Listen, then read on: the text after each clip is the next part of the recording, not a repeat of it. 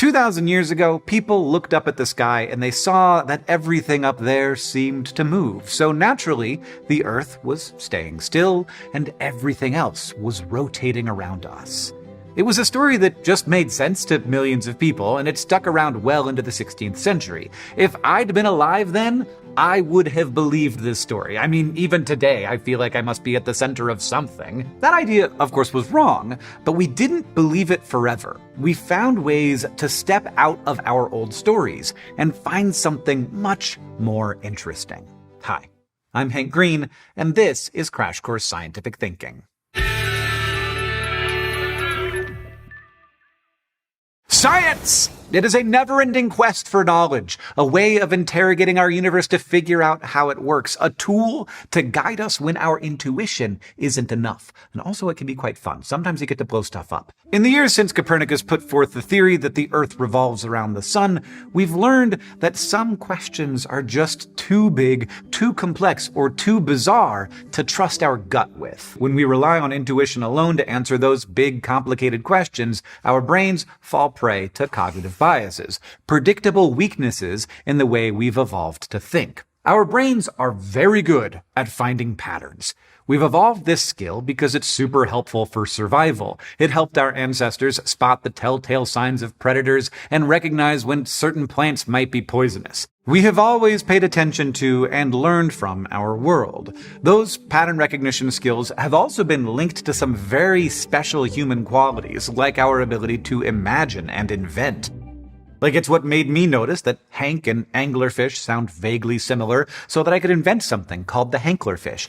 Bad puns are still good pattern recognition. It's also why we are so good at telling stories, because really that's all a story is, a recognizable pattern of information. And more importantly, our highly evolved pattern recognition skills allow our brains to apply mental shortcuts or heuristics that help us solve simple problems quickly and make life livable. They are the brain's way of copy-pasting stories we already have onto new information so that we don't expend a bunch of brain power in every direction all the time. They are why I don't have to stop and think, what will happen if I touch this hot stovetop? My brain picked up the pattern of touching hot things bad long ago, and it keeps resurfacing it whenever I need it to keep me safe. And that's all well and good for avoiding hot things, but those same mental shortcuts also open us up to cognitive bias. Now, cognitive bias isn't inherently bad, and that's good because everybody's got it.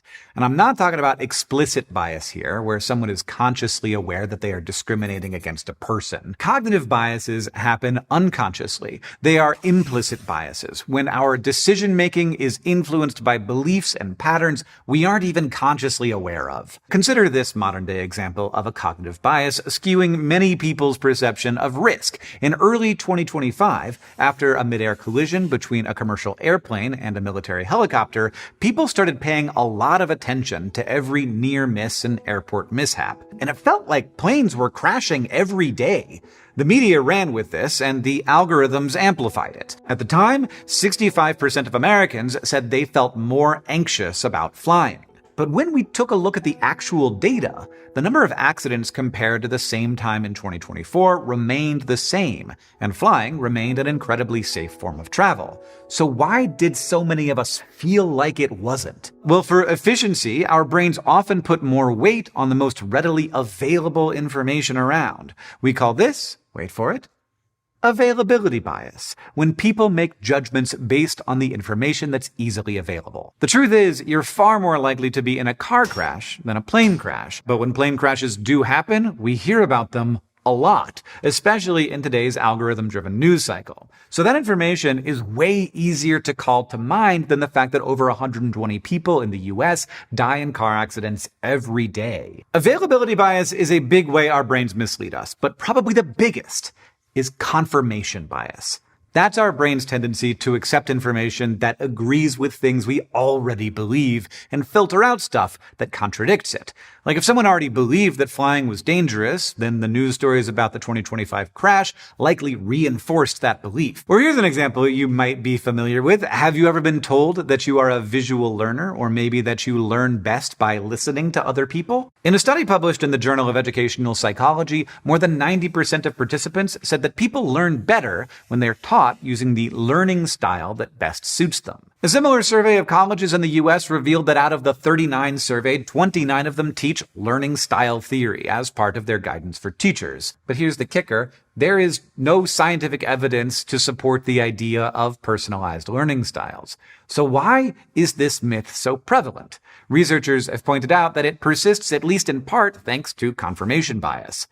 As one researcher put it, people are obviously different, and learning styles appear to offer educators a way to accommodate individual learner differences. So someone who believes they've seen these methods have a positive impact might reject evidence against them, just like I might and sometimes do reject evidence that the butt is not part of the legs. And these are just a few of the cognitive biases we all have. We haven't even gotten into how we cling to first impressions, that's anchoring bias, or how we tend to believe the events of the past were predictable, that's hindsight bias. Ultimately, we all want the world to make sense, but when we rely on these simple shortcuts for the wrong things, they can keep us from being open to evidence. So what do we do about this?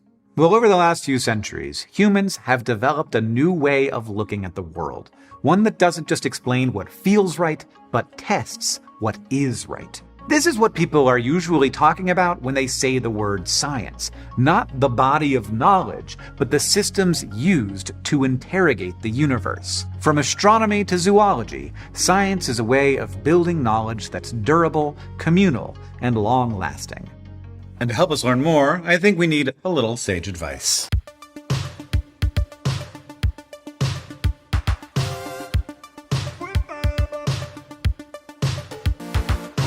Let's give it up for science, everyone. Hi, Sage. Everybody, this is Sage.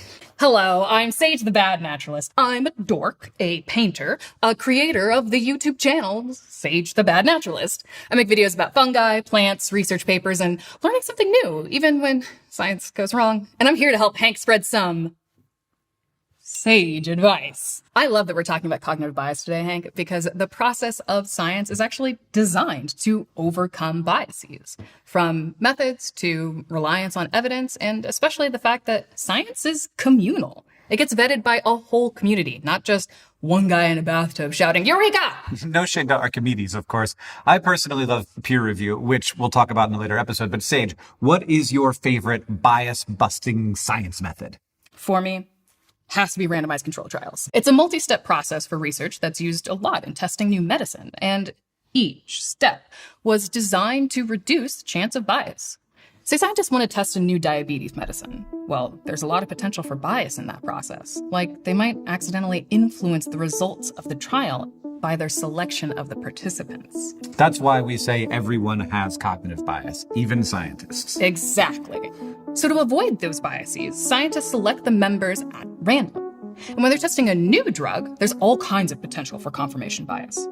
So they sort some of the members into a control group that gets either no treatment, a placebo, which looks like the real drug but doesn't actually do anything, or an older proven drug. That way they can compare the results. I love a randomized control trial because it is such a good example of the ways that scientists have recognized their own potential for bias and designed their research to reduce it as much as possible. Like how sometimes when researchers need to eliminate bias even further, they do double-blind studies where neither the participants or the scientists know which people are in the trial and which are in the control.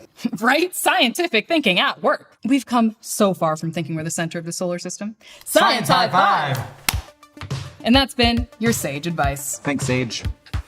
And here's the coolest part. You can watch out for cognitive bias in your own thinking, too. One of the easiest and most important things you can do to fight back against bias is just understanding that it's real and accepting that you have it. Being aware of bias gives you the chance to look out for its influence on your decisions. Anybody who says they don't have any biases is just waving a huge red flag. Another way is to interact with lots of people, especially people who are different from you.